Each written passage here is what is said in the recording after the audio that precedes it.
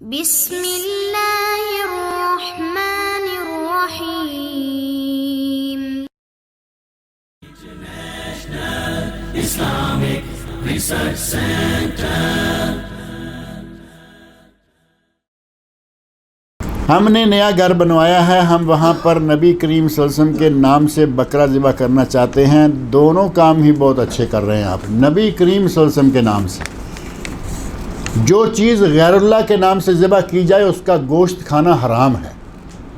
جملہ سمجھیں گے آپ یا نہیں؟ غیر اللہ کے نام سے جانور ذبح کیا گیا وہ حرام ہو گیا۔ قرآن میں 2 جگہ ذکر ہے، ایک جگہ بھی نہیں۔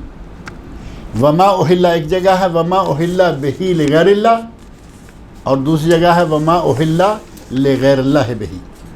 قرآن کے 2 مقامات فرمایا کہ جو غیر اللہ کے نام کیا گیا وہ حرام ہو گیا۔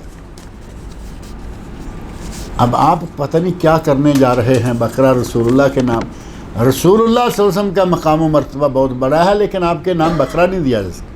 ہاں، جو دوسرا ذرا تھوڑا صحیح جملہ کریں کہ رسول اللہ کے صلی اللہ علیہ وسلم آپ کے ایصال ثواب کے لیے بکرا ذبح کرنا ہے، اگر یہ کہیں تو ایک طرف سے بات معقول ہو جائے گی کہ جملہ صحیح ہے، لیکن اس کی شرعی حیثیت کیا ہے؟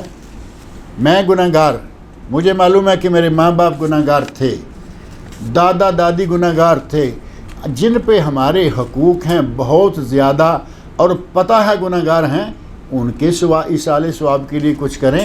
نبی صلی اللہ علیہ وسلم کو تو اللہ رب العزت نے قرآن میں فرمایا لِيَغْفِرَ لَكَ اللَّهُ مَا تَقَدَّمَ مِن ذَنبِكَ وَمَا تَأَخَّرَ۔